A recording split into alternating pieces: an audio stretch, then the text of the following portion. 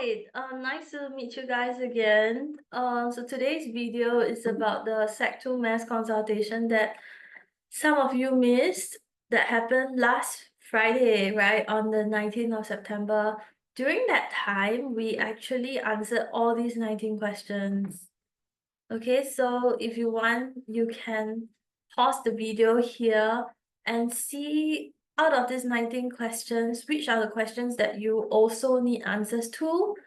Okay, these are the questions that your friends have come up with, and if you happen to have the same questions, then you can leave a comment in this YouTube video and I will type out the answer if I can. Okay, pause the video first and then let me know if you have the same questions. Otherwise, what I'm going to do is that I'm going to go through the answers to the SBGE paper that was set last year. Okay, so for some of you who do not know, last year, the Sec 2 paper and the Sec 1 paper was still differentiated according to SBGE, School-Based Gifted Education, and the IP program. Okay, so iSpark took SBGE paper. So this is the paper that the iSpark took. Okay, and so it is slightly more difficult than the IP paper, and there's one particular question type in it, which is actually this one, that is not included in this year's syllabus. So I changed it. It was originally how reliable, but I changed it to is it reliable? Okay, so so now it will be at an equivalent standard as what you can expect. And then of course, for iSpark last year, SBGE, they also had more content to learn. Okay, they had to learn about the formation of the alliance and the eventual independence of Malaya. Right, and so this is not tested, so you don't have to pay attention to it.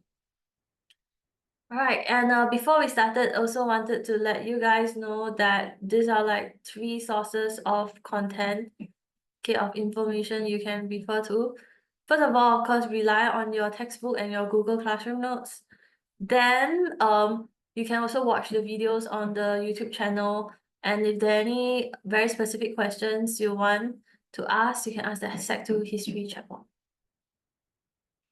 Okay, I hope so far is okay. So now let's just quickly go into looking at the answers. By the way, I only typed out the answers today. Okay, so they are very, very fresh and updated. So what can you infer about British rule? Okay, so for such questions, you need to first indicate British rule, right? Copy this down. I can infer that. Okay, and some people actually lifted from the source because they would say, I can infer that British rule increased trade. Okay, but this increase in trade is actually the actual evidence from the source. So you can't use it as your inference. Your inference must be something that is not directly represented in the source, but the source presents enough information for you to make that inference. Do you know what I mean? Okay, so the source acts as a proxy indicator, okay, to tell us that this actual thing is happening. And for this table, what is unique about it is that it actually has a breakdown of what is in this trade, right? So as all of you know, trade isn't just about exporting, right? It's not just about exporting the tin and rubber. Okay, trade is both ways, right? Trade goes both ways. So while you export, you also have the opportunity to import. Yeah, as you can see here, the imports always followed quite steadily behind the exports. Although you can see, okay, from this year onwards, 1895, exports start to look like double the amount of the imports, possibly because of you know, an increase in demand, a rapid increase in demand for tin and rubber. or the rapid increase in the amount of tin and rubber that could be mined, thanks to better public policies, right, that increase the yield coming from both. And by the year 1920, which is 50 years after 1870, you see such a huge increase, right, from about 4.5 thousand imports in terms of thousands of Straits dollars to 31 thousand, okay, 31.7 or 0.8 thousand. So certainly, another thing that you can infer about this is probably that under British rule, there was probably also an increase in the total population, right, that resided in the space, in the land of Malaya.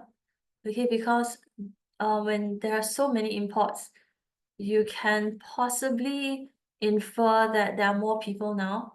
Okay, so people typically import consumer goods, right? Okay, so definitely between 1870 to 1920, the population increased a lot.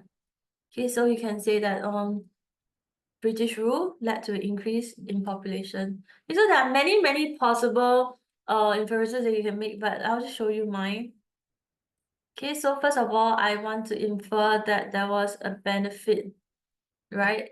And then I can see that there has been an increase in trade volume from 10,453 thousands of Straits dollars.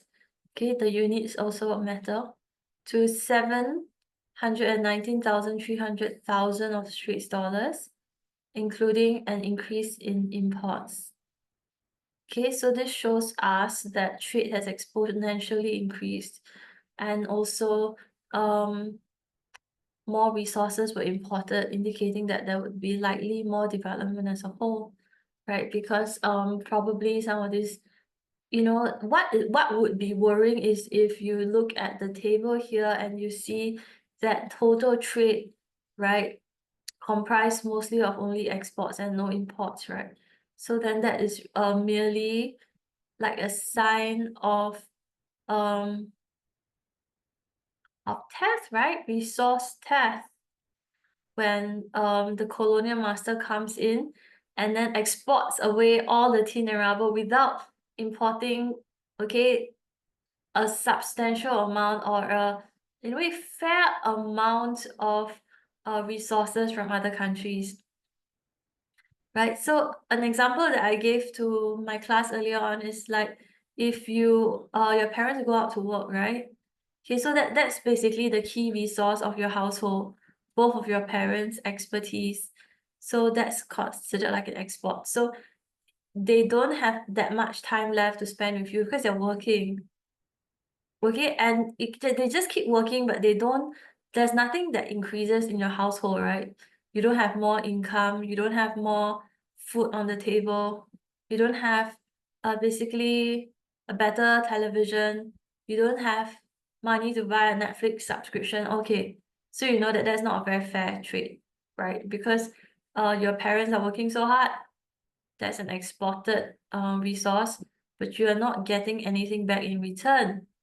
But since, okay, you see that imports are increasing steadily together with exports, so you know also that British rule is in a way quite equitable, right? It takes into consideration the development of Malaya, okay, because they are actually allowing for people to import the things that they need to improve the state of development of the country.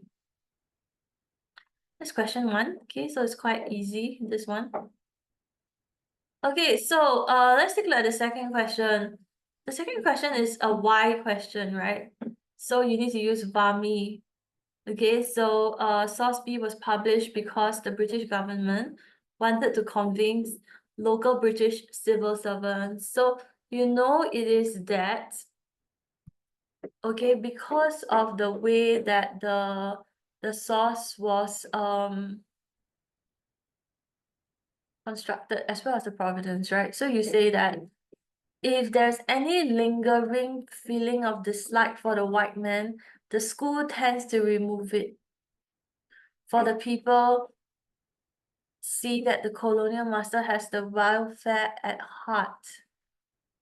Okay, in providing them this education free and without compulsion. Free without compulsion means that they don't pay for the education and they also don't have to go if they don't want to. All right, so the way this is phrased, it gives us the idea that firstly it's in English, okay? Okay, so this was probably published for consumption by British civil servants, okay, because it's in English, and also because it's quite unabashedly, right, or basically unapologetically revealing the true intentions of the British, which is to keep the ambitions of the locals in check so that the white man can continue perpetuating this colonial rule. Okay, so essentially it's trying to say that education is an effective tool for controlling the locals, and the intended outcome is so that a suitable level of education is continued, right? Is promoted, okay, without it crossing the line into English education, okay, because once you understand English, it might become a vehicle through which you learn about many other things, right? For example, they could easily learn about political philosophy, or they could learn about how to set up a newly formed country, maybe. They could read the history of America, okay, of the United States, and all these things can potentially lead to the toppling over of the British government. Okay, next question, how different are sources C and D? Both of them were written by Westerners, but C was written by a British, whereas D was written by presumably a German. Okay, so previously at the start of the year, we were looking at reasons why there was this thing called the forward movement, right? New colonialism. So new colonialism was not so much okay for spices. New colonialism was for natural resources, right? Commodities that can boost the Industrial Revolution. At the same time, new colonialism was this rush for colonies spurred on by the formation of new European states like Germany, for instance, right? So in 1870, Germany was unified. Previously, Germany was comprised of tiny states like East and West Prussia, right? So all of them combine and form a strong Germany. And Germany had ambitions of becoming an industrial state. Okay, and as we all know, for industrialization to work, you need a cheap and reliable source of commodities. Okay, so that became a source of threat to the British, who were very dominant colonial power at the time. So then they started colonizing more of their colonies, more of their territories, right, or protectorates. For instance, Malaya, to prevent foreign intervention in these areas. So as you can see, both of them are likely to have different perspectives, okay? I would say C would be more positive towards British colonialism, whereas D might be biased against British colonialism. How different are they? Okay, so maybe if you want, you can pause the video now to read this in detail, but I'm going to go on to the answer. Okay, similarity is that both of them do show some negative outcomes, right? All right, so for source, this one I think I would say both also were examples, presented us with examples of discrimination. So from source C, okay, we can see that okay, education was somewhat curtailed, right? Basically they wanted them not, okay, Swettenham wanted them not to be educated in subjects such as English, okay, so that they don't possibly come to despise manual labor. Okay, instead he feels that, you know, education should be a result, no, should result in them, yeah, having jobs, okay, but that will be for the second part. Source D, at the same time, okay, agreeing that there's some form of negative impact, would be talking to us about the land shortages and the financial exploitations, okay, suggesting that the British stole the local resources for their own benefit and at the expense of the locals. The difference is the degree to which they were being harmed. Okay, so this is the criteria, the degree that you're being harmed. So we need a word and then we need its antonym, right? So they were harmed only mildly in source C, whereas in source D, they were severely harmed. So we agree that there's some form of harm, right? Because these people are not allowed to actually reach their maximum potential, at least politically. However, at the same time, these people still had education in the area of useful industry, which helped them to make a living. So whatever harm that you see in the former paragraph, right, it is not representative of the entire experience, right? They were not subjugated fully. They were still given some room for, in a way, economic mobility, social mobility, up the mobility ladder, right? Okay, but source D, in contrast, shows a very bleak future, right? A very bleak impact. So the evidence is that these contrasts were seen not only in their incomes and lifestyles, but also in the facilities available to them, such as schools, hospitals, and roads. Okay, so this shows that the British had completely left a part of the locals out of the development of Malay in such a way they could not even make a decent living or see any progress in their standard of living. Okay, so you can see that there's a difference in the degree to which they were affected. Okay, last but not least, we have the question about reliability. And this question, okay, you can pause the video now to read. Okay, you're supposed to be able to find for yourself another source that you can cross-refer to, or you can cross-refer with your contextual knowledge, right? So impact of the British intervention, and it's one-sided. Okay, so I cross-referred to source A. So source E is reliable, okay, which means I already know I want to cross-refer to a source that supports it. Source E tells us, so this is the inference, right? That the impact was positive. Okay, so this is the evidence to make the son of fisherman or peasant more intelligent fisherman or peasant. Okay, this suggests that the rural Malays were provided with more opportunities thanks to their improved literacy, which allows them to improve their living conditions, right? Okay, so you know, the world has turned a full circle, right? Now people crave the freedom and the better quality of life that comes from, you know, a more rural lifestyle. Right? Some of us, we can't wait to retire to the countryside. Okay, may not be in Singapore, but we can't wait to retire to JB, to New Zealand, to Japan, to live a life where we have our own garden and maybe have more chance and time to fish. So being a fisherman or a peasant is no longer looked down upon. Having said that, what does it mean to be more intelligent? Okay, perhaps you can improve the way you do your fishing and farming, right? Improve your agricultural and fish farming practices so that you can have an increase in yield. And thanks to that, you will be able to have more fish than you need, okay, for subsistence.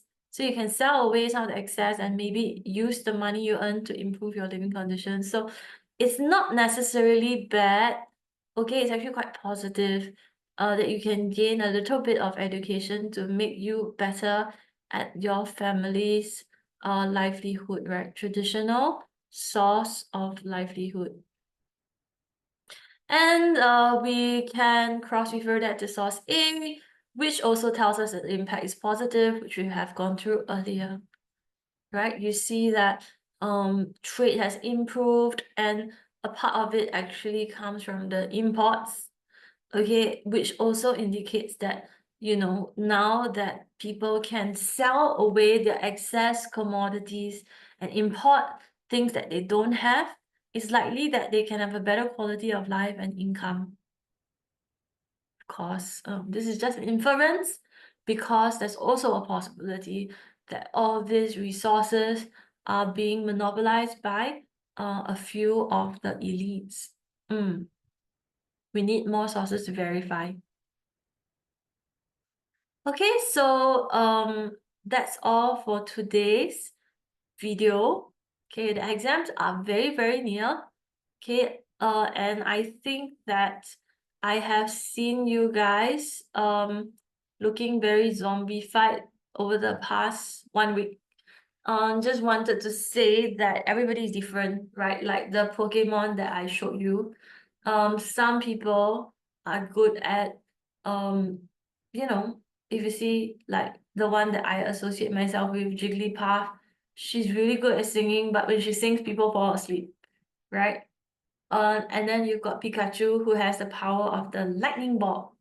Okay, everyone has their different superpower. What is your superpower?